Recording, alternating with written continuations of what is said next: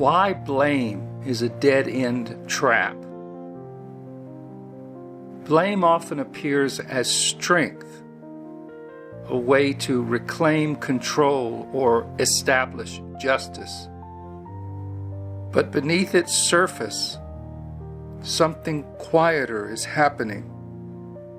The nervous system is attempting to survive a felt threat by locating a target. Blame is rarely about facts. It is the body's way of saying, I am not safe, someone is responsible, and I must protect myself. It promises the hope of power, yet it traps energy, strains the heart, and keeps the body braced for danger long after the danger has passed.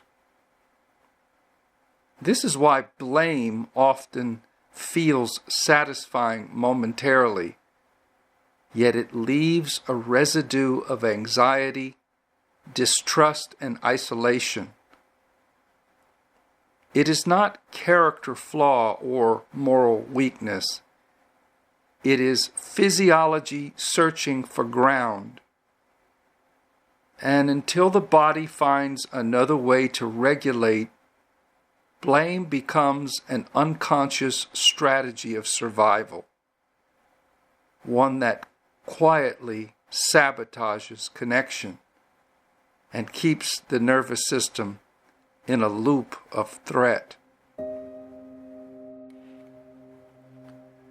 Blame as dysregulation, what the nervous system is really doing. Underneath all blame is one core reflex. My safety has been disrupted. I must localize the threat. This reflex activates the sympathetic nervous system. Muscles tighten, breath shortens, and the mind searches for justification. Anger replaces clarity. We believe we are being logical, but we are only trying to discharge unbearable energy. This becomes a loop, a physiological state, the mental emotional pattern, and consequence. Threat activation, blame, judgment, revenge, temporary relief. Relief fades, story returns stronger, cycle repeats. Long-term effect: anxiety, isolation, exhaustion. Identity forms around pain. The body does not do this to harm us. It does it to protect us. But without space for integration, protection becomes imprisonment. Blame is often inherited. Many people never realize they were taught blame, not through words, but through posture, tone, facial expression, silence, and emotional handling.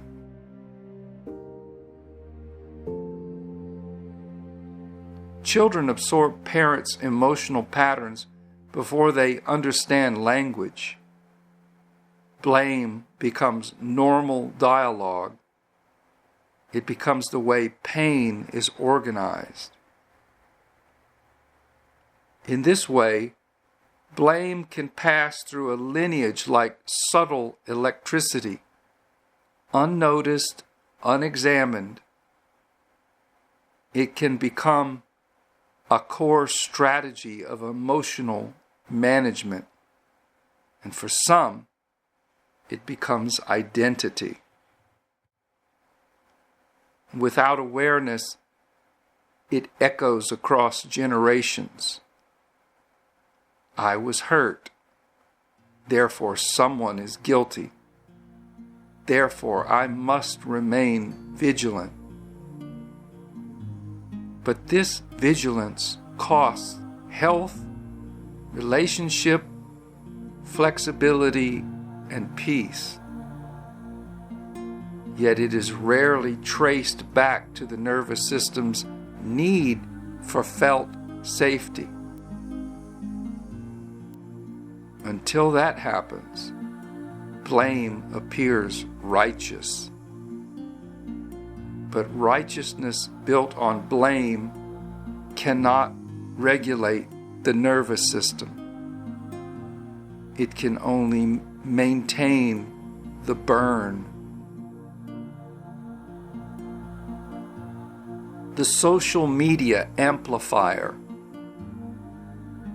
In modern culture, social media has amplified blame into spectacle. Public humiliation is framed as activism. Personal wounding becomes public identity. Family estrangement becomes content. The body may feel powerful when a post goes viral, but it disables emotional repair and habituates the nervous system towards hypervigilance. And many people live now in states of chronic activation, mistrusting, justifying, rehearsing old grievances, unaware that the nervous system is no longer protecting them from the original threat. It is protecting them from their own unprocessed pain. This is the trap. Blame waits for justice before allowing restoration. And justice may never arrive. So the body waits and waits and forgets how to rest.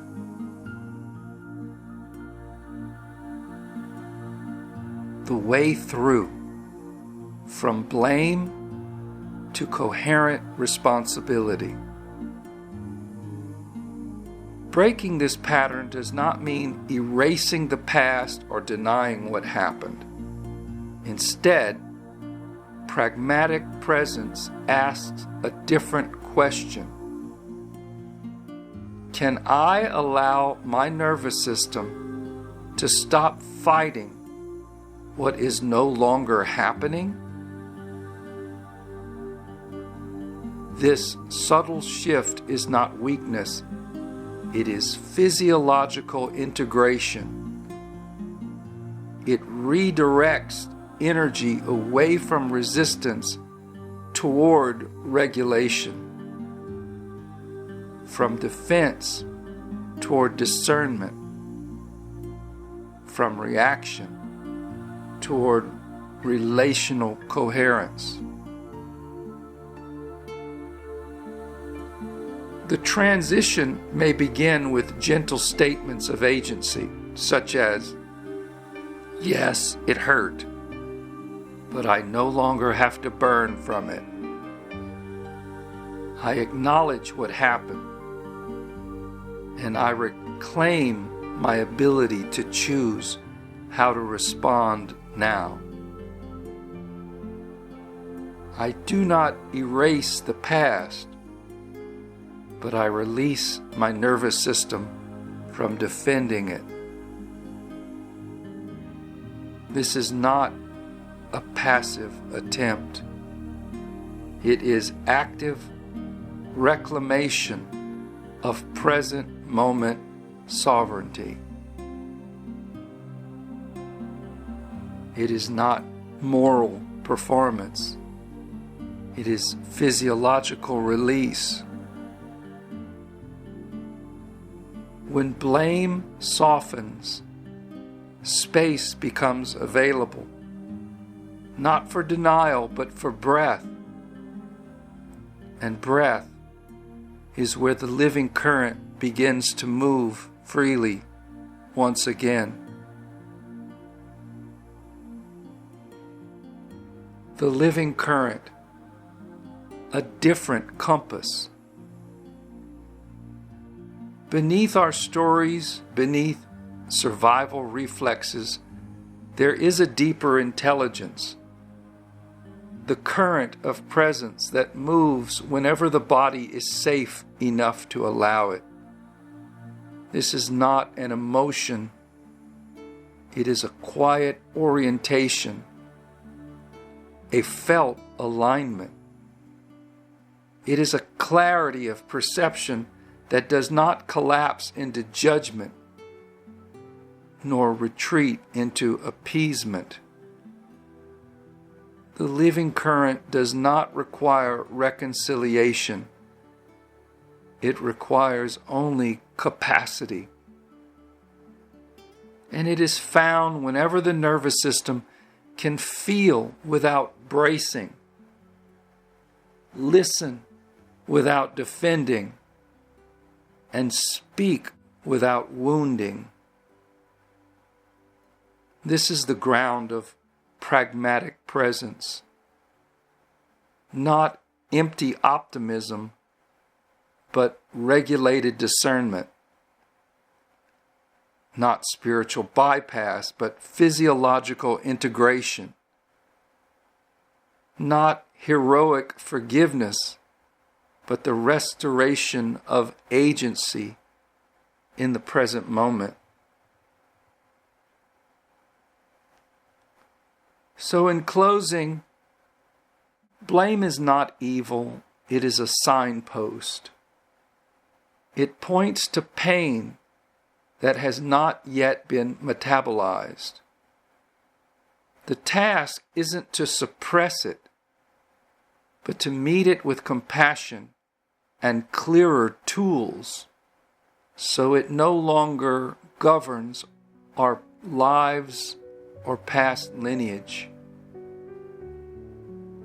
When blame finally loses its grip, something extraordinary happens.